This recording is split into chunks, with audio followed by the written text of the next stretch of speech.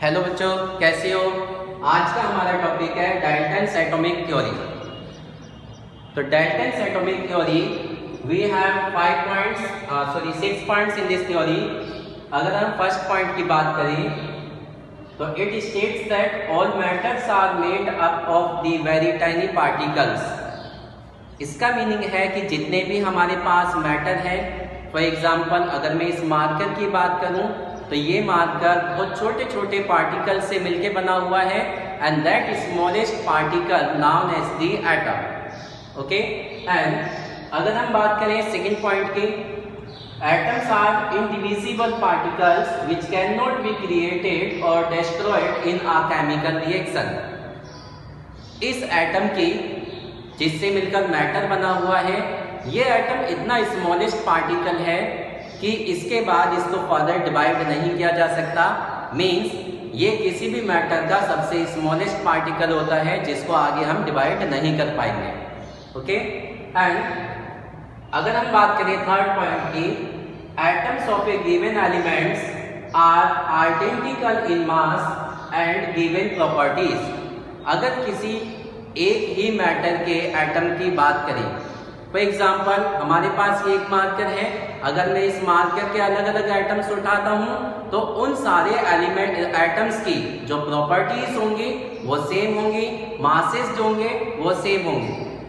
अगर हम second example लें, फॉर एग्जाम्पल हमारे पास एक एल्यूमिनियम की शीट है। इस एल्यूमिनियम की शीट में कई लाखों अरबों पार्टिकल्स हैं। अगर मैं इसके अलग अलग एटम्स की बात करूं तो कितने भी आप इसके डिफरेंट एटम्स ले लीजिएगा, उन सभी की प्रॉपर्टीज एक ही जैसी होगी। एंड सिंगल एटम पूरे के पूरे एल्यूमिनियम शीट का मींस पूरे मैटर का आइडेंटिफिकेशन दे देगा। मींस एक एटम की जितनी भी प्रॉपर्टीज होंगी वही सारी प्रॉपर्टीज आपकी मैच हो जाएंगी कंप्लीट एल्यूमिनियम शीट या कंप्लीट मैटर के साथ। इसके बाद आ जाते हैं हम point number 4, atoms of the different elements have different masses and chemical properties.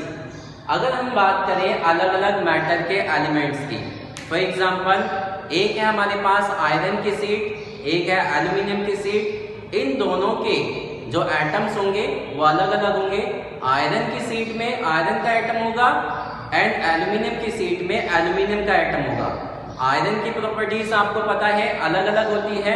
For example कि आयरन जो होता है मैग्नेटिज्म को दिखाता है एंड एल्यूमिनियम आपका मैग्नेटिज्म को नहीं दिखाएगा। ओके, तो दोनों मैटर के जो एटम्स हैं उनकी प्रॉपर्टीज एंड केमिकल रिएक्शंस भी अलग अलग ही होंगी।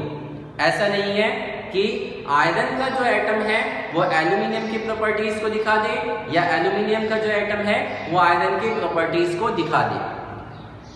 इतना हो सकता है सिर्फ कि दोनों के दोनों मेटल्स में आते हैं तो इनकी कुछ प्रॉपर्टीज सेम हो सकती है on the basis of the metals only. But अगर इनको अलग अलग देखा जाए तो दोनों की प्रॉपर्टीज अलग अलग होंगी। Point number 5, atoms combine in the ratio of the small whole numbers to form compound. जितने भी एटम्स होते हैं जब इनसे हम मिलाकर कंपाउंड बनाते हैं तो उन एटम्स के जो नंबरिंग होगी उनको हम होल नंबर के रेशोस में लेते हैं जिससे कंपाउंड बन जाएगा। फॉर एग्जांपल आपने देखा है कि वाटर का अगर हम केमिकल फॉर्मूला लिखें तो ये होता है H2O।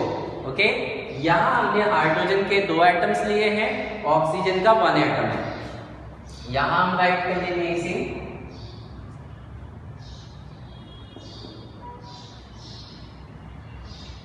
अगर हम बात करें H2O के मॉलिक्यूल मींस वाटर के मॉलिक्यूल की, तो हाइड्रोजन के 2 एटम्स हैं एंड ऑक्सीजन का 1 एटम है। तो यहाँ पे हाइड्रोजन और ऑक्सीजन के जो हमने एटम्स यूज किए हैं those are used in whole numbers. ऐसा नहीं है कि मैं यहाँ पे हाइड्रोजन को ऐसे लिख दूं 2.4 एंड ये 1.5। तो जितने भी हमारे पास केमिकल फॉर्मूलाज होते हैं, केमिकल कंपाउंड्स होते हैं, उनके अंदर जितने भी एटम्स होंगे वो सारे के सारे एटम्स होल नंबर्स में ही लिए जाएंगे, इंटीजर फॉर्म्स में ही लिए जाते हैं।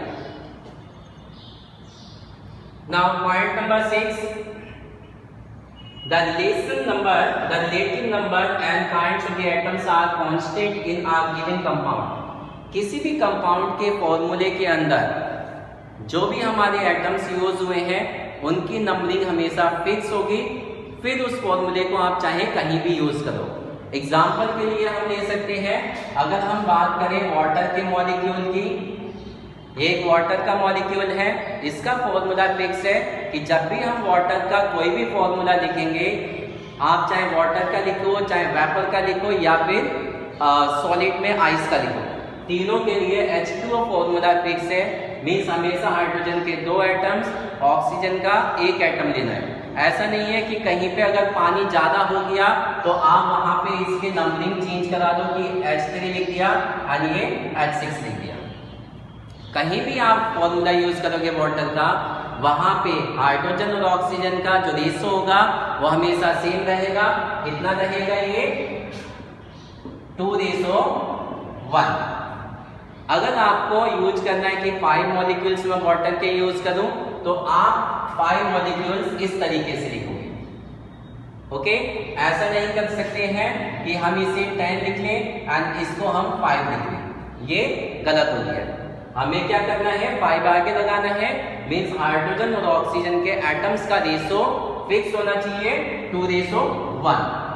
इट मीन्स कि जितने भी केमिकल फॉर्मूलाज हम राइट करेंगे या आगे जाकर लर्न करेंगे, उनमें जितना भी रेशोस होगा एटम्स का वो हमेशा एक फिक्स होगा।